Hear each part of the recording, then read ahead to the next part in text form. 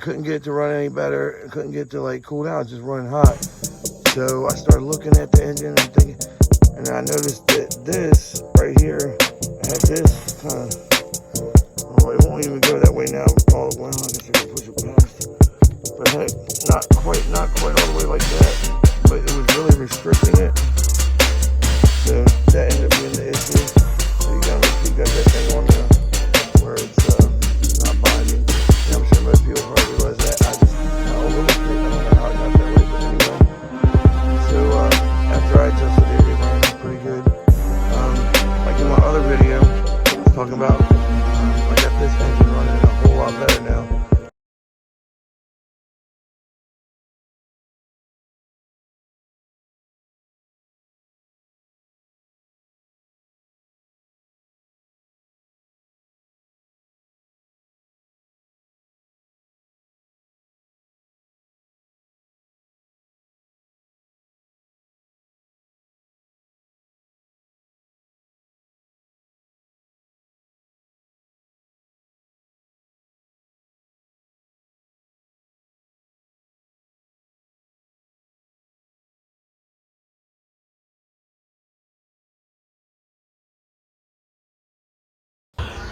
This is my youngest black cat. I have 3 black cats. Well, the oldest and biggest one is a tuxedo cat, but he's still a black cat.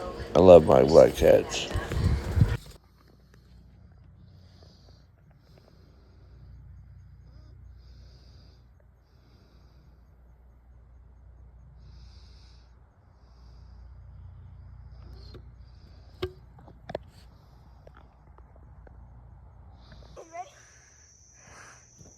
You ready? We're ready. Okay, by the way, one of my gymnastics is about this much wide. I know, it's wider. That's why I think it's a little better and thinner. Yeah, I like it better. Well, this one just needs to be blown up to the right thing and it'll be better, okay? Ready? You got what you got. Don't restart the video because I know you will. Don't fold up. I'm not restarting it. Okay. Let's get a good one. Come on, man. Kaylee, come on. You know how to do it better than that. Come on. Calm down. Take a deep breath. Let me do a back handspring real quick. All right. No, hold on. Let me redo that. That was bad. Can you do a backflip on that thing? No, it's not somebody's help. I want you to try. Okay. Sorry, that scared me. It's hot. Here you go. Kaylee, you can't be, don't be like a liberal. You can't be scared of everything. Okay? Ready? Hey, what's up, guys? It's going to be a little short review of this transponder. See how little it is? Only thing you got to do when using these transponders is they work from infrared lighting. So you got to cut a hole in the body. And it don't have to be big. Let me see if I cut one. Yeah, I didn't cut it on this body. I ran the other body, but effectively, I cut. It wouldn't even need those many holes. See the bottom hole? Just one hole that big that would be right there beside it. It could be on the top. I chose to put it on the side here. Those holes are actually for the fan. But I didn't run this body when I was racing at the backyard track that uses these transponders. All right, but the other thing that I do want to review is this here servo. This thing has been great. I probably only raced it 3 or 4 times, but I ran it hard each time. I practiced with it, and it's a solid servo. It centers really well. It's definitely fast. I think it's like 0.09 on 7.4 volts, which is what I run it at.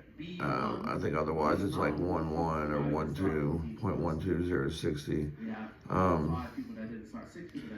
But yeah, guys, that servo's doing great. I'm actually running, kind of a not so popular motor ESC combo. This is a Hobby Star 6S ESC. These little wires here, I just got running the cat pack. This is a cat pack that came with the XR, or excuse me, what was it?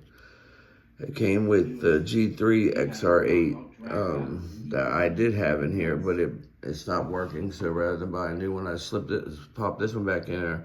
Now the issue with this ESC is when I ran it with my hobby wing motor with the sensor wire, over like when landing jumps, you know, I'd go to hit the throttle and there'd be nothing there, and then I'd let off again and I'd squeeze it again and it would be back. But by that time, you've already messed up whatever you're trying to do. It really did impact my racing, but now that I'm running it sensorless with a sensorless motor, it has no troubles at all. Some people probably swear by the censored motor for 8-scale off-road racing, and I can't say that it's a bad thing, but it's really not much difference. You know, if I ever could get out to a track, which I don't have a local track anymore, like all of them are about an hour or further.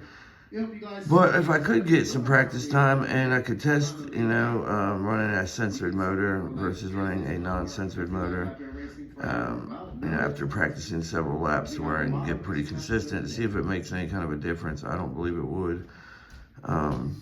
Anyway, so I am running that cat pack that came with the G3, which I didn't run it on that, but after it stopped working, I figured, what can it hurt, right? So I threw it on this one. Now this is a 6S ESC, which is cool. So in case I, you know, want to run 6S through this for some reason, the motor in here is a Serpent Rocket 2200 non-censored, and it's been great. Like, I haven't took it apart and cleaned it or anything yet. I haven't ran it all that much. I probably ran it for half a season, and then this season I've raced very sparsely. Raced maybe 5 times since the beginning of the year, which is not normal for me. Usually I would be racing more, but it's held up well. And it was cheap. It was like 60 bucks or something. I have started running a fan on the 8-scale stuff for the motor because it does get very hot out here. Adam Drake had a video about using his Deans, talking about because he likes to plug in his you know, his cables to his 5mm bullets on the battery and just leave them in there, so you ain't got to keep plugging those in and out, causing wear, causing the pins on the bullet to kind of push in and it won't hold as tight, which that's a great idea. I don't recommend, if you're here on the East Coast, to run a Dean's connector, whether it's an AMAS or whatever the, you know, the brand name ones are.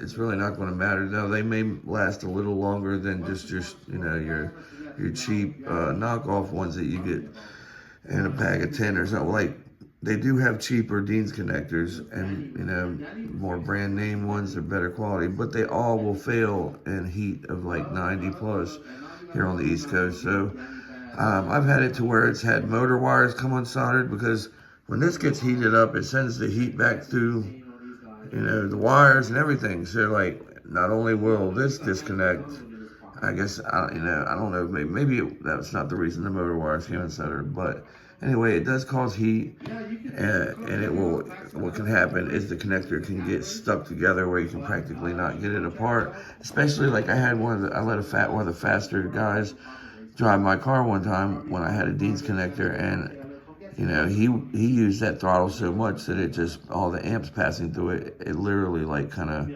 welded together, if you will. And I had to get tools out to break it apart, and then it was ruined after that. So if you use these XD90s, they are a little more bulky, and I do know by experience the MBX8 and the MBX7, the bodies don't leave much room for a connector above the battery. Batteries are getting thinner, so if you use a shorty and a you know, one of the, I guess, LGC, I don't know if they make shorties that are more thin like this one is, but you don't have much room. So maybe, you know, for the Mugens, you know, I guess it does give it more room so the body ain't cockeyed, but it's still going to fail. That's what I was using when it failed, was a Mugen. I do wish I wish I could go back in time and have put in some of my NSK bearings in that Mugen, because I literally had a bearing failure in my diff probably 10 times over the course of, you know, the first year I was racing. The diffs were a little bit chewed up, but the bearings would just wear out so quickly. Could that have been the track I was racing at? Yeah, potentially. It was a very sandy track, but anyway, so I got a lot of good things to say about this servo. This is an OCServo, and it has done flawlessly, guys. Like, no trouble at all. It's got the soft start, so you start it up, it's like, moves into position. I've really had no problems. It's a brushless 45 kg high voltage servo. So, you know, some people, I've read some things about other people having some troubles. Now, these posts were years and years ago, so I don't know if they're referring to these, but the price has gone up on them as well. All right, guys, well, I guess that's all. These things are pretty cool. If you have a backyard track or have a buddy that has one and you're considering getting one of these, you know, to run over there, go ahead. It'll work good. They're only 25 bucks from a guy on eBay. And just gotta make sure you got a hole cut out in the body wherever you set it at, so that it can, you know, pick up the information or send out the information, I guess, the infrared signal. All right, guys, thanks for watching. We'll catch you on the next one later.